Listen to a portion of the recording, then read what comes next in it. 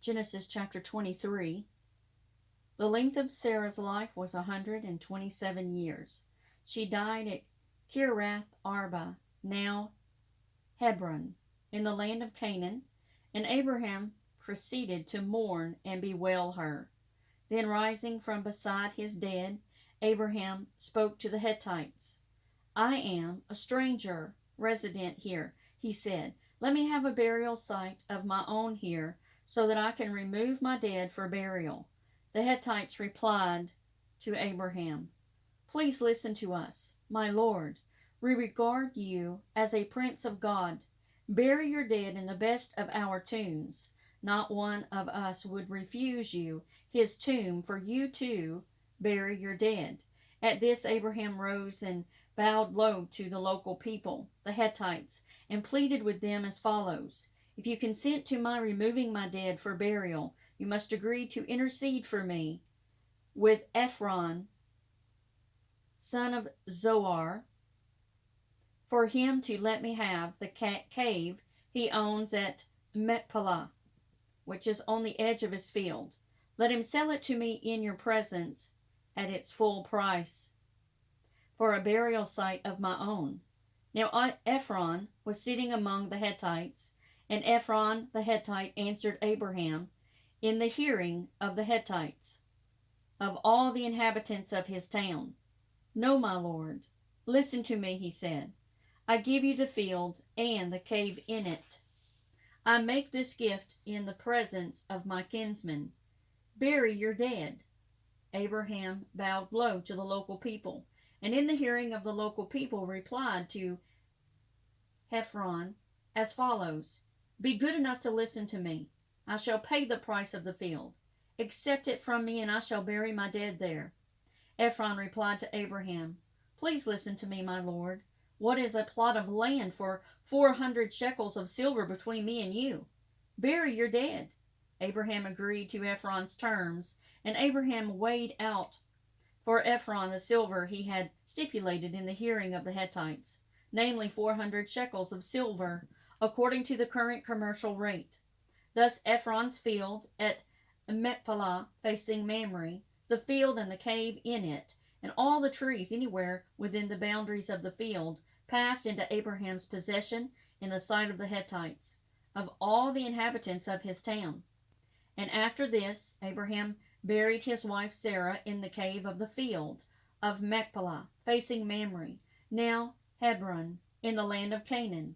And so the field and the cave in it passed from the Hittites into Abraham's possession as a burial site for his own. Chapter 24 of Genesis, the marriage of Isaac. By now Abraham was an old man, well on in years, and Yahweh had blessed Abraham in every way. Abraham said to the senior servant in his household, the steward of all of his property, Place your hand under my thigh.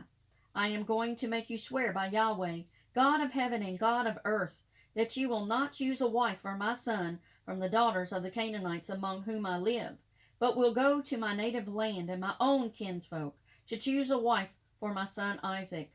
The servant asked him, What if the girl does not want to follow me to this country? Should I then take your son back to the country from which you come? Abraham replied, On no account are you to take my son back there. Yahweh, God of heaven and God of earth, who took me from my father's home and from the land of my kinsfolk, and who promised me on oath, I shall give this country to your descendants. He will now send his angel ahead of you, so that you can get a wife for my son from there. If then the girl refuses to follow you, you will be quit of this oath to me. Only do not take my son back there.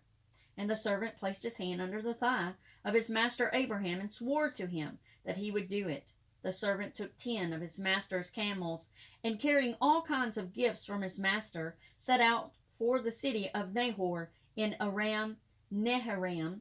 In the evening, at the time when women came out to draw water, he made the camel kneel outside the town near the well. And he said, Yahweh God of my master Abraham, give me success today and show faithful love to my master Abraham. While I stand by the spring as the young women from the town come out to draw water, I shall say to one of the girls, Please lower your pitcher and let me drink. And if she answers, Drink, and I shall water your camels too. Let her be the one that you have decreed for your servant Isaac. By this I shall know you have shown favor and love to my master." He had not finished speaking when out came Rebekah, who was the daughter of Bethuel, son of Milcah, the wife of Abraham's brother Nahor, with a pitcher on her shoulder. The girl was very beautiful and a virgin. No man had touched her. She went down to the spring, filled her pitcher, and came up again.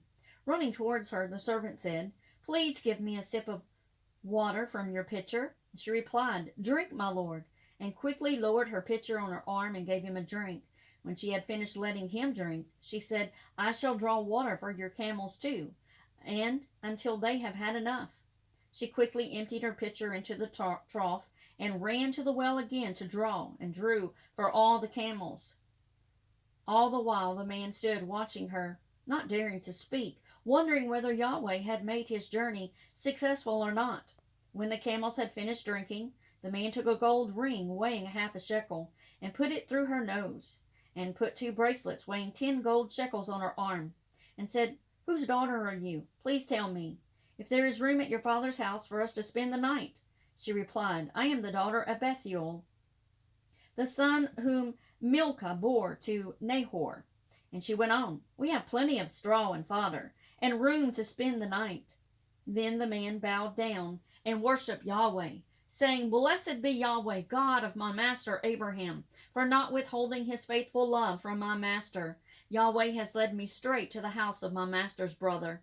The girl ran to her mother's house to tell what had happened. Now Rebekah had a brother called Laban, and Laban ran out to the man at the spring. As soon as he had seen the ring and the bracelets his sister was wearing, and had heard his sister Rebekah saying, "This is what the man said to me," he went to the man and found him still standing by his camels at the spring. He said to him, "Come in, blessed of Yahweh. Why stay out here when I have cleared the house and made room for the camels?" The man went to the house, and Laban unloaded the camels. He provided straw and fodder for the camels and water for him and his companions to wash their feet. They offered him food, but he said, "I will eat nothing before I have said what I have to say." And Laban said, "Speak." He said, "I am Abraham's servant. Yahweh has loaded my master with blessings, and Abraham is now very rich. He has given him flocks and herds and silver and gold, men and women, slaves, camels and donkeys. Sarah, my master's wife, bore my master a son in his old age, and he has made over all his property to him. My master made me take this oath: you are not to choose a wife for my son from the daughters of the Canaanites, in whose country I live. Instead, you are to go to my father's home, and to my own kinsfolk to choose a wife for my son." I said to my master, "Suppose the girl will not agree to come with me?" And his reply was that Yahweh, in whose presence I have walked, will send his angel with you and make your journey successful. For you to choose a wife for my son, from my own kinsfolk, from my father's house. Then you will be quit of my curse. If you go to my family and they refuse you, you will be quit of my curse. Arriving today at the spring, I said, "Yahweh, God of my master Abraham, please grant a successful outcome to the course I propose to take. While I stand by the spring, if a girl comes out to draw water and I say to her, 'Please give me a little water to drink from your pitcher,' if she replies, 'Drink by all means, and I shall draw water for your camels too,' let her be the girl whom Yahweh had decreed for my master's son." I was still saying this in my mind when Rebekah came out, her pitcher on her shoulder. She came down to the spring and drew water. I said to her, "Please give me a drink." Quickly she lowered her pitcher, saying, "Drink, and I shall water your camels too." I asked her, "Whose daughter are you?" And she replied, "I am the daughter of Bethuel, whom Milcah bore to Nahor." Then I put this ring through her nose and these bracelets on her arms. I bowed down and worshipped Yahweh, and I blessed Yahweh, God of my master Abraham, who had led me by a direct path to choose the daughter of my master's brother for his son. Now tell me whether you are prepared to show constant and faithful love to my master. If not, say so, and I shall know what to do." Laban and Bethuel replied, This is from Yahweh. It is not for us to say yes or no to you. Rebekah is there before you. Take her and go, and let her become the wife of your master's son, as Yahweh has decreed." On hearing this, Abraham's servant bowed to the ground before Yahweh. He brought out silver and gold ornaments and clothes, which he gave to Rebekah. He also gave rich presents to her brother and to her mother. They ate and drank, he and his companions, and spent the night there. Next morning, when they were up, he said, "Let me go back to my master." Rebekah's brother and mother replied, "Let the girl stay with us for 10 days or so. Then she can go." But he replied, "Do not delay me. Since Yahweh has made my journey successful, let me leave and go back to my master." They replied, "Let us call the girl and find out what she has to say." They called Rebekah and asked her, "Will you go with this man?" And she replied, "I will." Accordingly, they let their sister Rebekah go, with her nurse and Abraham's servant and his men. They blessed Rebekah and said to her, "Sister of ours, from you may there spring thousands and tens of thousands. May your descendants gain possession of the gates of their enemies." And forthwith Rebekah and her maids. They mounted the camels and followed the man. The servant took Rebekah and departed. Isaac, meanwhile, had come back from the well of Lahai-Roi and was living in the Negeb. While Isaac was out walking towards evening in the fields, he looked up and saw camels approaching. And Rebekah looked up and saw Isaac. She jumped down from her camel and asked the servant, "Who is that man walking through the fields toward us?" The servant replied, "This is my master." So she took her veil and covered herself up. The servant told Isaac the whole story. Then Isaac took her into his tent. He married Rebekah and made her his wife. And in his love for her, Isaac was consoled for the loss of his mother. Genesis chapter 25.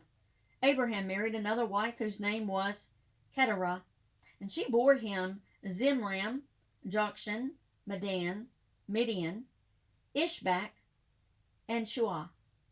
Jokshan was the father of Sheba and Dedan, and the descendants of Dedan were the Asarites, the Ludashim, and the Luamim. The descendants of Midian were Ephah, Epher, Hanok, Abida, and Eldah. All these were sons of Keturah. Abraham left all his possessions to Isaac. To the sons of his concubines, Abraham made grants during his lifetime, sending them away from his son Isaac eastward to the land of the east. This is the story. Let me go back up. The number of years Abraham lived was 175. When Abraham had breathed his last. Dying at the happy, ripe age, old and full of years, he was gathered to his people. His sons Isaac and Ishmael buried him in the cave of Machpelah, facing Mamre, in the field of Ephron, the Hittite son of Zohar. This was the field that Abraham had bought from the Hittites, and Abraham and his wife Sarah were buried there. After Abraham's death, God blessed his son Isaac. Isaac settled near the well of Lahai-Roi. These are the descendants of Ishmael, son of Abraham, by Hagar, Sarah's Egyptian slave girl. These are the names of the sons of Ishmael by the name and line. Ishmael's firstborn was Nebaioth, then Kedar, Adbeel, Mibsam, Mishma, Duma, Massa, Hadad, Tema, Jetur, Naphish, and Kedemah. These are the sons of Ishmael, and these are their names according to their settlements and encampments, 12 chiefs of as many tribes. The number of years Ishmael lived was 137. When he breathed his last and died, he was gathered to his people. He lived in the territory stretching from Havilah by Shur, just outside Egypt, on the way to Assyria, and he held his own against all his kinsmen. The birth of Esau and Jacob. This is the story of Isaac, son of Abraham. Abraham fathered Isaac. Isaac was 40 years old when he married Rebekah, the daughter of Bethuel, the Aramean of Padan Aram, the sister of Laban, the Aramean. Isaac prayed to Yahweh on behalf of his wife, for she was barren. Yahweh heard his prayer, and his wife Rebekah conceived. But the children inside her struggled so much that she said, "If this is the way of it, why go on living?" So she went to consult Yahweh, and Yahweh said to her, "There are two nations in your womb. Your issue will be two rival peoples. One nation will have the mastery of the other, and the elder will serve the younger." And when the time came for her confinement, there were indeed twins in her womb. The first to be born was red, altogether like a hairy cloak, so they named him Esau. Then his brother was born, with his hand grasping Esau's heel, so they named him Jacob. Isaac was 60 years old at the time of their birth. When the boys grew up, Esau became a skilled hunter, a man of open country. Jacob, on the other hand, was a quiet man, staying at home among the tents. Isaac preferred Esau, for he had a taste for wild game, but Rebekah preferred Jacob. Once when Jacob was cooking a stew, Esau returned from the countryside exhausted. Esau said to Jacob, "Give me a mouthful of that red stuff there. I am exhausted." Hence the name given to him, Edom. And Jacob said, "First, give me your birthright in exchange." Esau said, "Here I am, at death's door. What use is a birthright to me?" Then Jacob said, "First, give me your oath." And he gave him his oath and sold his birthright to Jacob. Then Jacob gave him some bread and lentil stew. He ate, drank, and got up and he went away.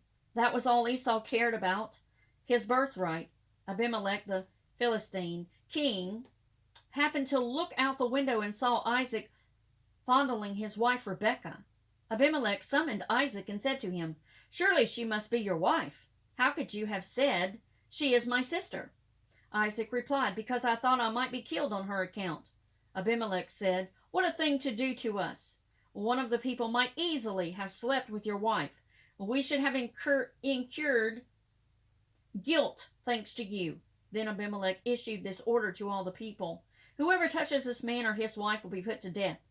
Isaac sowed his crops in that field, and that year he reaped 100-fold. Yahweh blessed him, and the man became rich. He prospered more and more until he was very rich indeed.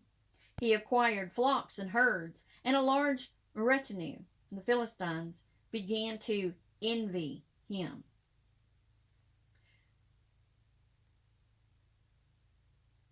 The Philistines had blocked up all the wells.